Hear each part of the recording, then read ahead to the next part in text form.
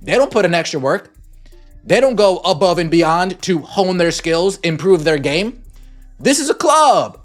This is a get-together. This is a player meet and greet. This is a hangout, and the WNBA is just where they choose to hang out. And the NBA and the owners within the league, they're funding this hangout.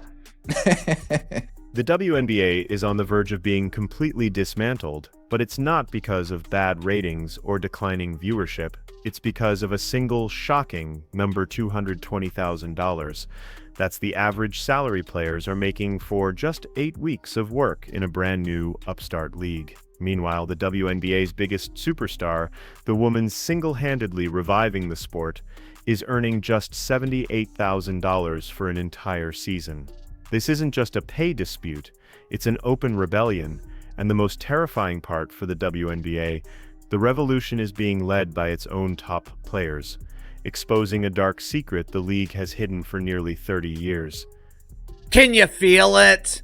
Can you feel the panic reverberating throughout the WNBA dump? WNBA players think they have leverage. Key word, think. Now, in their defense, they do have leverage in the short term. The WNBA was handed a miracle in the form of Caitlin Clark. She wasn't just another talented rookie, she was a cultural phenomenon, a walking, talking stimulus package for a league starved for relevance. The Caitlin Clark effect was immediate and staggering. Arenas that typically saw sparse crowds were suddenly selling out, forcing teams to move games to larger NBA venues just to accommodate the demand. Her debut game drew 2.1 million viewers, the most for a WNBA game in over 2 decades. Merchandise flew off the shelves, shattering sales records in a matter of hours. She single-handedly made women's basketball the hottest ticket in sports, generating millions upon millions in new revenue. Now, I don't know what to believe from financials, but they got a lot of money backing them from TNT Sports and a lot of investors. And word has it that they came within $10 million of breaking even their first season. That's damn sight a lot. That's damn sight a lot better than the WNBA's done ever. So what was her reward for this monumental franchise-saving impact? A rookie contract worth a measly $78,000. For context, that's less than what many G League players make to ride the bench in the NBA's developmental league. It's a salary that barely qualifies as middle class in most American cities. The math is so insulting, so utterly disconnected from the value she provides, that it feels like a misprint. This single paycheck wasn't just a low number, it became a glaring symbol of a deeply fundamentally broken system, a system that sees its biggest assets not as partners in growth, but as labor to be acquired at the lowest possible cost. Unrivaled will forever change the WNBA. For sure. And the way that they do business, the way that they treat their players, any agreement going forward. Unrivaled did things that were unprecedented. And I think it showed players their value, and players in that upcoming CBA are going to ask for everything. And I think that they're going to have to make something work if they want to see the product on TV, right? Caitlin Clark's salary may have exposed the problem to the world, but the discontent had been simmering among players for years. The frustration over flying commercial, while NBA teams flew charter, the struggle to find adequate housing, and the need to play overseas in risky environments just to make a living wage, it had all been building to a breaking point. At the 2025 All-Star Game, that point was finally reached. In a stunning and coordinated act of defiance, every single player walked onto the court wearing black t-shirts with a simple, damning message: "Pay us what you owe us." The silent protest was deafening. As the commissioner tried to present awards, the crowd, picking up on the players' cue, began chanting, "Pay them, pay them." It was a moment of pure, unscripted rebellion. Essentially stalled for a new collective bargaining agreement in the WNBA. For the first time ever, WNBA players think they have leverage. Key word, think. Now, in their defense, they do have leverage in the short term. The problem is, if this short-term leverage is used and the 2026 WNBA season is canceled, it could have devastating long-term impacts on pretend basketball. The players had officially opted out of their collective bargaining agreement, tabling their demands for a future they believe they've earned. They want a $45 million salary cap per team and a path for top players to earn individual contracts worth up to $1 million. But here's the devastating kicker. They're making these demands to a league that, even in its most successful and hyped season ever, reportedly still managed to lose a staggering $40 million. It was a desperate plea for respect from inside a house that was financially burning to the ground. I'm wondering, will the WNBA get within $10 million this season? I kind of doubt it, considering Caitlin Clark's missed, 13, 14 games or something like that? We saw ticket prices plummeted. We know the ratings have gone down in games that she's not involved with, which has drove the ratings down across the league. So I don't know. Just as the WNBA's foundation began to crack under the weight of its own flawed economics, a new power emerged. It started as a whisper among players, an off-season project called Unrivaled. Now it has become a deafening roar. In its very first season, Unrivaled accomplished what the WNBA has failed to do in 28 years. It came shockingly close to breaking even financially. While the WNBA continues to be propped up by hundreds of millions of dollars in subsidies from the NBA, Unrivaled is proving that women's basketball can be a lean, modern, and profitable business. In the All-Star game, wearing "Pay us what you owe us" t-shirts, WNBA players whose salaries are subsidized by the NBA wear t-shirts declaring "Pay us what you owe us." They must have thought this was a great idea. Oh, folks, we're really going to stick it to the owners. We are really going to stick it to the league. We're going to walk out in solidarity with a t-shirt that says "Pay us what you owe us," and then they'll have no choice but to pay us what they owe us. Now, my question is, what exactly? And they're doing it while paying their players life-changing sums of money. For just 8 weeks of 3-on-3 basketball, the average Unrivaled salary was $220,000, nearly 3 times what the average WNBA player makes for an entire grueling season. The numbers are almost hard to believe. Angel Reese, for instance, took home a $50,000 bonus just for winning the Unrivaled championship, a prize that eclipses more than 2/3 of her entire WNBA rookie salary. But that wasn't even the most shocking figure. Paige Bueckers is set to make around $350,000 in her first year with Unrivaled, a salary that is more than her entire 4-year WNBA rookie deal combined. Let that sink in. For 10 weeks of work in a fun, fast-paced environment, a player can earn more than 4 years of grinding it out in the WNBA. The financial disparity isn't just a gap, it's a chasm. Is that Paige Bueckers' 10-week commitment to Unrivaled? 10-week commitment, 10 weeks to Unrivaled. She will make more in that first year than she will in the WNBA, where she's only projected to make $78,000. And I know there's still some haters, some unbelievers mad that women decided to bet on themselves, make this startup that is already putting the foot on the gas, right? Already making the WNBA look bad. I understand that. And they're wondering how they're paying for it. Well, Unrivaled made $1 million in ticket sales this year. Unrivaled made over $1 million in merchandise sales this year. And that's not even counting like the jersey stuff. But the founders of Unrivaled understood something fundamental that the WNBA, in its corporate top-down structure, never did respect. Isn't just about the paycheck. It's about creating an environment where athletes are treated as valuable assets, not just employees. Unrivaled rolled out the red carpet, offering a level of care that is simply unheard of in the WNBA. Players were given fully furnished luxury apartments in prime locations, eliminating the stress of finding short-term housing. They were provided with personal chefs to handle their nutrition, ensuring they were fueled for peak performance.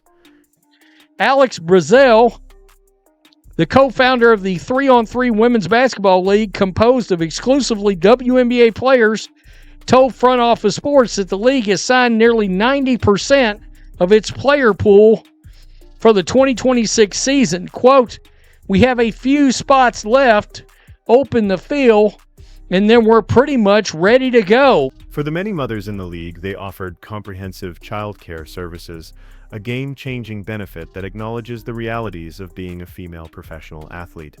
They also had access to state-of-the-art recovery facilities, and, in a move that shows an incredible attention to detail, a Sephora-sponsored glam room for media appearances.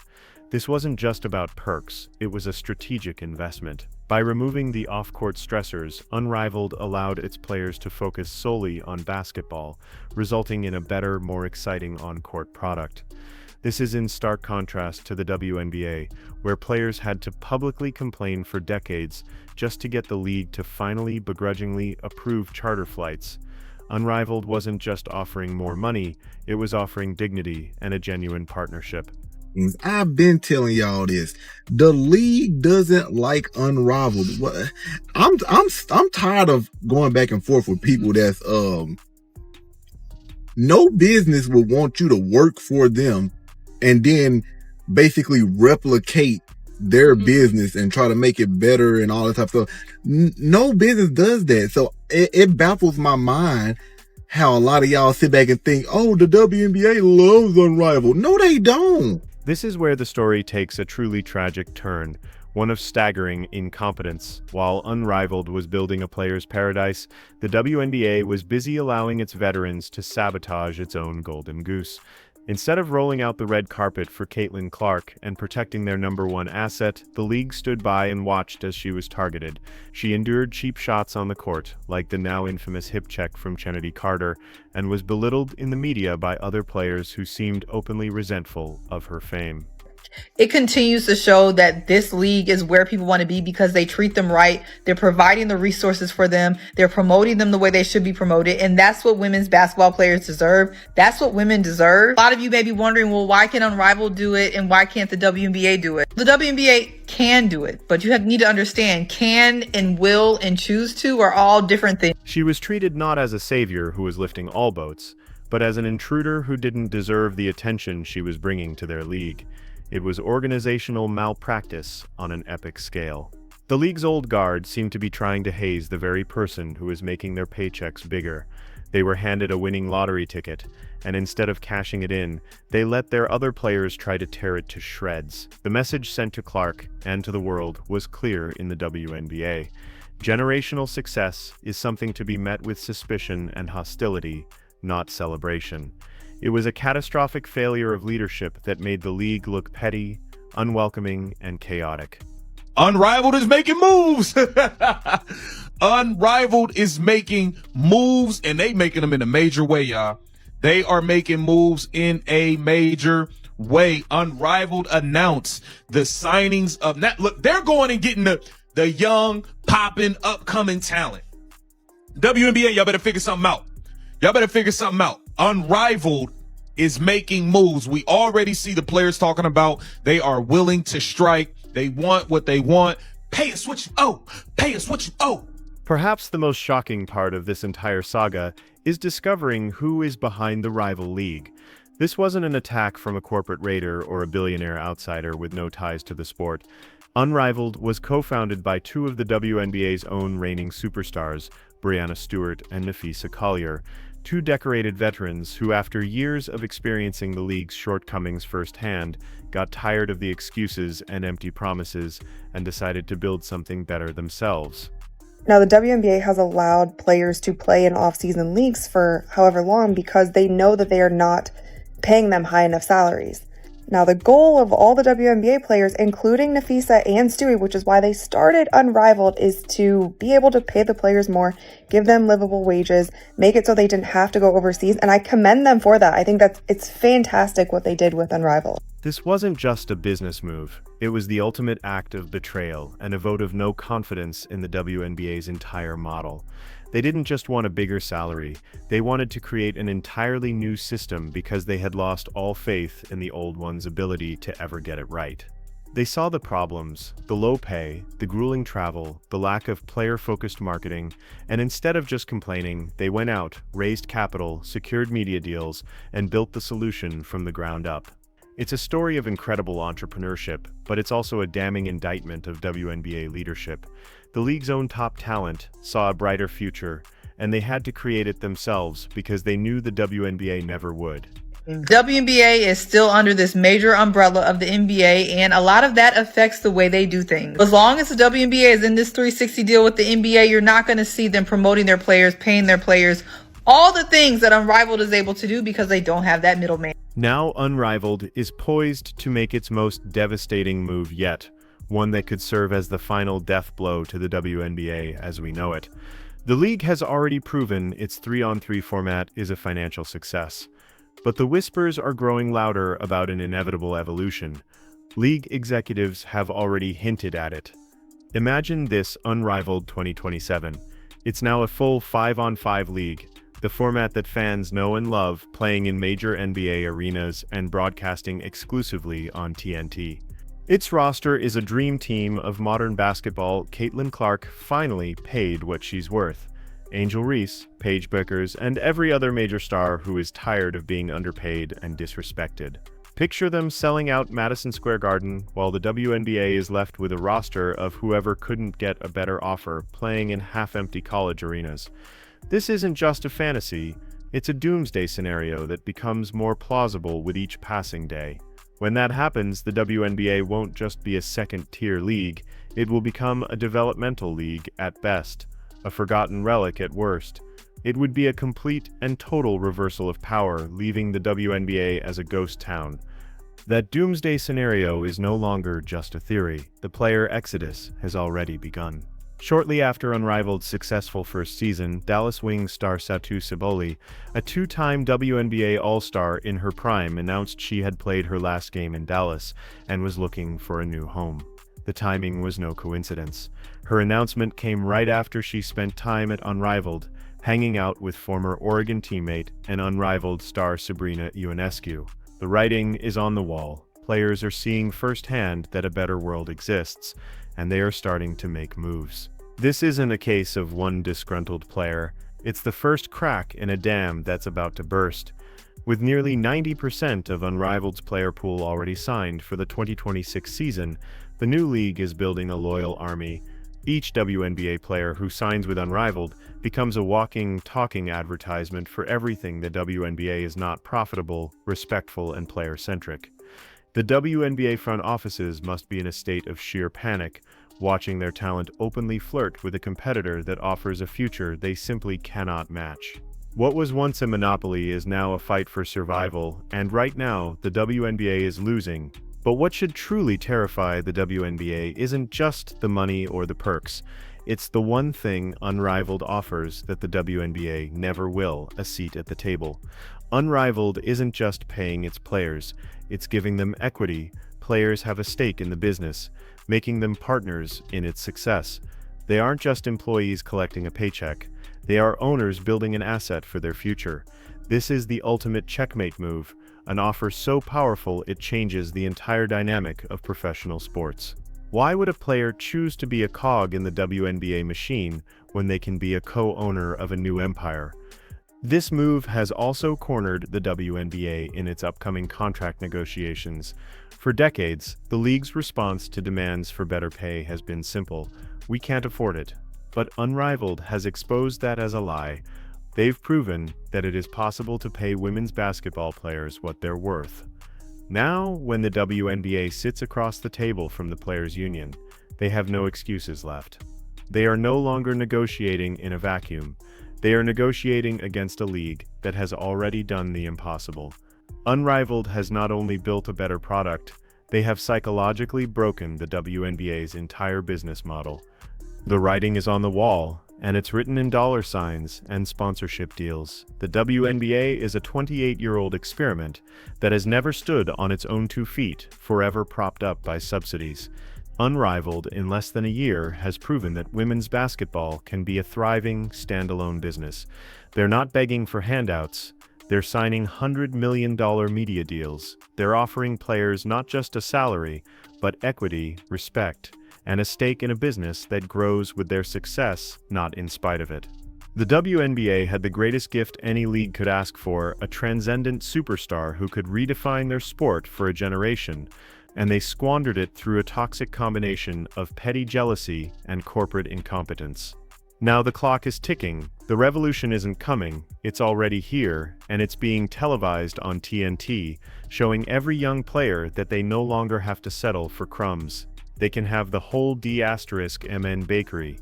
The question is no longer if the WNBA will be challenged, but whether it can possibly survive a threat that it created itself.